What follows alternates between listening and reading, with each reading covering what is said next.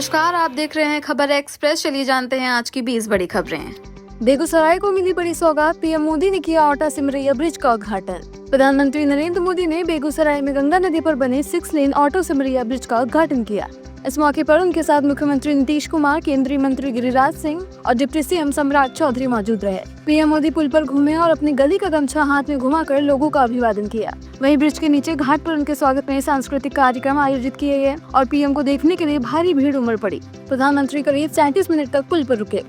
बिहार में पीएम मोदी ने 16,000 से अधिक परिवारों को दिए नए घर।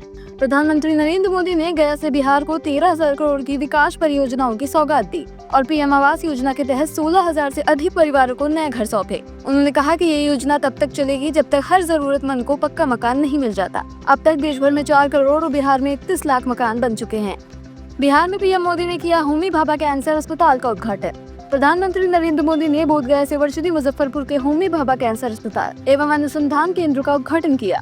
570 करोड़ की लागत से बना ये बिहार का सबसे बड़ा रेडियोथेरेपी सेंटर है, जिसमें 250 से ज्यादा बेड और अत्याधुनिक सुविधाएं मौजूद हैं। इस अस्पताल से न केवल बिहार बल्कि आसपास के राज्य के मरीजों को भी बड़ा लाभ मिलेगा। मुस्लिम युवक ने जताई संत प्रेमानंद महाराज को किडनी दान करने की इच्छा। मैं रहूं या नहीं रहूं, मुझे उससे उसकी परवाह नहीं है, मगर जो हिंदुस्तान के जोड़ने की बात करता है, जो यूनिटी की बात करता है, उसको रहना बहुत अति आवश्यक है। मध्य प्रदेश के इटारसी की आरिफ खान नामक मुस्लिम युवक ने वृंदावन के प्रसिद्ध संत प्रेमानंद महाराज को अपनी किडनी दान देने की इच्छा जताई है। इसके लिए उन्होंने स्थानीय कलेक्टर को औपचारिक पत्र लिखा है। आरिफ खान ने बताया है कि वे संत प्रेमानंद महाराज के आध्यात्मिक प्रवचन और समाज सेवा के कार्यों से गहराई से प्रभावित हैं। सुप्रीम कोर्ट का नया आदेश, सिर्फ हिंसक और बीमार कुत्ते जाएंगे शेल्टर। सुप्रीम कोर्ट ने अपने पुराने आदेश में बदलाव करते हुए साफ किया है कि अब सिर्फ हिंसक और बीमार आवारा कुत्तों को ही शेल्टर्स में भेजा जाएगा। बाकी सभी कुत्तों को नसबंदी और टीकाकरण के बाद छोड़ दिया जाएगा।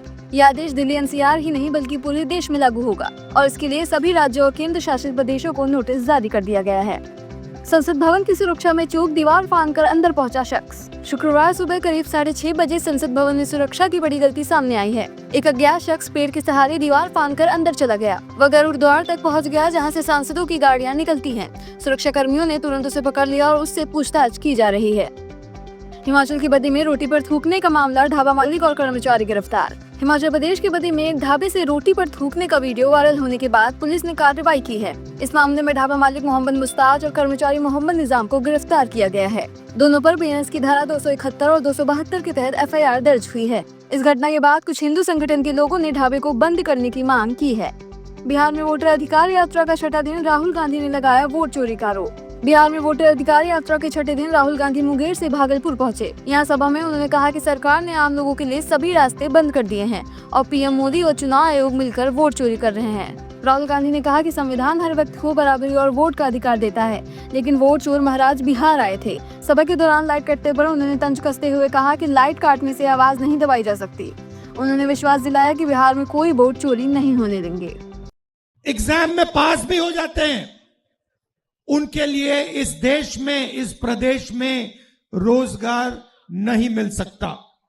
छोटे व्यापारियों को खत्म किया, नोटबंदी की, अग्निवीर लागू किया, गलत कानून किसानों के लिए लाए। ये हो क्या रहा है? ये मुकेश अंबानी की मां कोकिलाबेन अंबानी अस्पताल में भर्ती।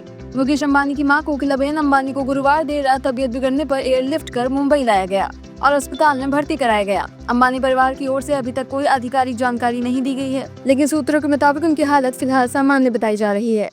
अमित शाह का आरोप, विपक्षी उपराष्ट्रपति उम्मीदवार ने नक्सलियों की मदद की थी।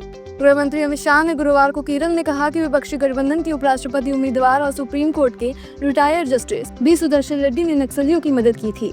मनोरमा न्यूज कॉन्क्लेव में शाह ने कहा कि सुदर्शन रेड्डी ने विचारधारा से प्रेरित होकर सलवा जुडूम के खिलाफ फैसला दिया, जबकि अगर ये फैसला ना होता तो 2020 तक वामपंथी उग्रवाद खत्म हो सकता था। शाह ने कहा कि केरल नक्सलवाद और उग्रवाद का दर्द झेल चुका है और यहाँ की जनता देख रही है कि कांग्रेस पार्टी वामपंथियों के दबाव में आकर ऐसे उम्मीदवार को क्यों चुन रही है। वामपंथी उग्रवाद को, नक्सलिज्म को मदद करने के लिए सलवा जुडम का जजमेंट दिया था और सलवा जुडम का जजमेंट न होता तो वामपंथी उग्रवाद 2020 तक समाप्त हो गया। राजनाथ सिंह का पाकिस्तान आर्मी चीफ को जवाब। रक्षा मंत्री राजनाथ सिंह ने शुक्रवार को पाकिस्तान आर्मी चीफ आसिम मुनीर के भारत चमकती मर्सिडीज वाले बयान पर पलटवार किया। उन्होंने economic times world leaders forum में कहा कि ये मजाक नहीं बल्कि पाकिस्तान की नाकामी को स्वीकार करने जैसा है।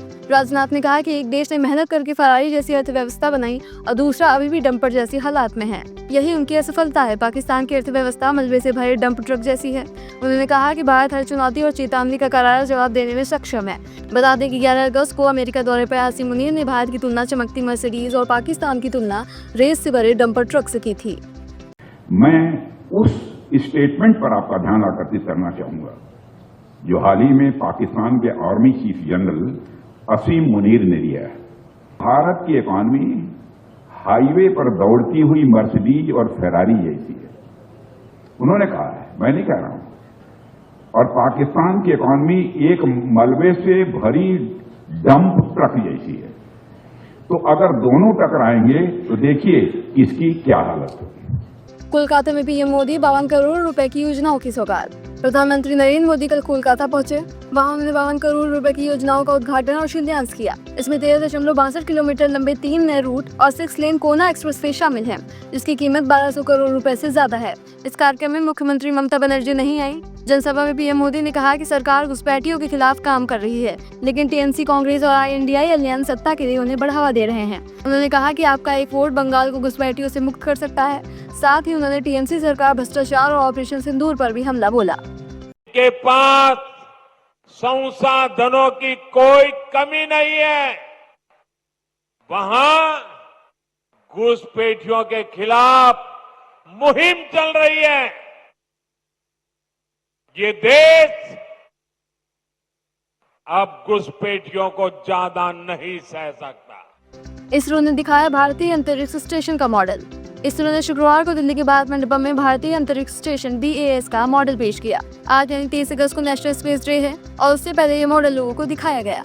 भारत की योजना है कि 2028 तक पहला मॉड्यूल BAS-01 अंतरिक्ष में लॉन्च किया जाए। अभी केवल 2 देश ही अपनी ऑर्बिटर लैब चला रहे हैं, एक इंटरनेशनल स्पेस स्टेशन और दूसरा चीन का तियानगोंग स्टेशन। पूजा पाल का अखिलेश यादव पर बड़ा हमला। सपा से निकाले जाने के 9वें दिन विधायक पूजा पाल ने अखिलेश यादव को खुला पत्र लिख के निशाना साधा है। उन्होंने कहा कि सपा में पिछड़े, अति पिछड़े और दलित दूसरे दर्जे के नागरिक हैं, जबकि मुस्लिम चाहे अपराधी हों उन्हें ही प्राथमिकता दी जाती है। पूजा ने आरोप लगाया है कि उनके पति के हत्यारों को सजा दिलाने में सपा ने कोई मदद नहीं की। उन्होंने चेतावनी दी कि अगर उनकी भी हत्या होती है तो इसकी जिम्मेदारी अखिलेश यादव और सपा की होगी। बता दें कि पूजा पाल को 14 अगस्त को सपा से बर्खास्त कर दिया गया था, जब उन्होंने विधानसभा में CM योगी की तारीफ की थी। ऑनलाइन मनी गेम्स को बैन करने वाले बिल को मिली राष्ट्रपति की मंजूरी।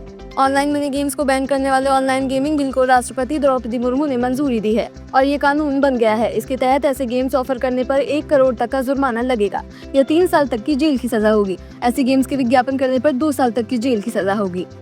भारत में ऑफिस खोलेगी OpenAI। OpenAI ने पुष्टि की है कि वह इस साल के अंत तक नई दिल्ली में अपना ऑफिस खोलेगी। इसके लिए कंपनी ने भारत में नई इकाई बनाई है और लोकल टीम की हायरिंग भी शुरू कर दी है। ये टीम भारत में सरकार, बिजनेस डेवलपर्स, शैक्षणिक संस्थानों और लोकल पार्टनर्स के साथ मिलकर काम करेगी। पेपर लीक कांड, 14 लाख में खरीदा पेपर खुद फेल और परिचित बना थानेदार। राजस्थान पुलिस ने SI भर्ती परीक्षा 2021 के पेपर लीक मामले में एक महिला कांस्टेबल को गिरफ्तार किया है। रिपोर्ट्स के मुताबिक महिला ने अपनी बहन के साथ मिलकर 14 लाख में पेपर खरीदा था, लेकिन वह इंटरव्यू में फेल हो गई। वहीं जिस परिचित को उसने लीक पेपर पढ़ाया था वह चयनित होकर राजस्थान में थानेदार बन गया। सुप्रीम कोर्ट का बड़ा आदेश, हटाए गए वोटर्स ऑनलाइन भी जुड़वा सकेंगे नाम। सुप्रीम कोर्ट में बिहार की वोटर लिस्ट वेरिफिकेशन यानी SER पर सुनवाई हुई, जहां कोर्ट ने चुनाव आयोग को निर्देश दिया कि हटाए गए वोटर्स अब फिजिकली के साथ साथ ऑनलाइन भी अपना नाम जुड़वा सकेंगे। कोर्ट ने कहा कि आधार कार्ड, ड्राइविंग लाइसेंस, पासबुक, पानी का बिल समेत 11 डॉक्यूमेंट में से कोई भी मान्य होगा। साथ ही कोर्ट ने राजनीतिक पार्टियों को फटकार लगाते हुए पूछा कि मतदाताओं की मदद के लिए आप क्या कर रहे हैं। अब अगली सुनवाई 8 सितंबर को होगी।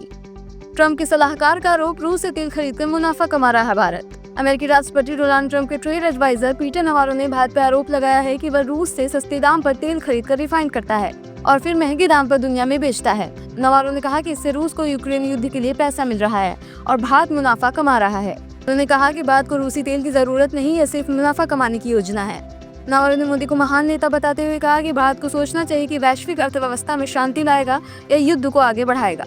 सौतेले पिता ने किया 2 नाबालिग बेटियों का रेप, मां ने दिया साथ। लखनऊ से एक दिल दहला देने वाली खबर सामने आई है। गोमती नगर इलाके में एक सौतेली पिता ने अपनी 2 नाबालिग बेटियों के साथ रेप किया।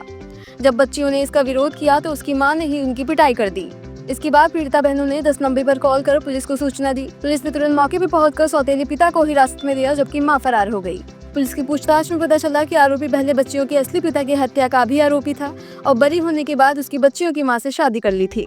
ये थी आज की 20 बड़ी खबरें। ऐसे ही और खबरों को जानने के लिए हमारे चैनल को सब्सक्राइब करें, लाइक करें और शेयर करें। धन्यवाद।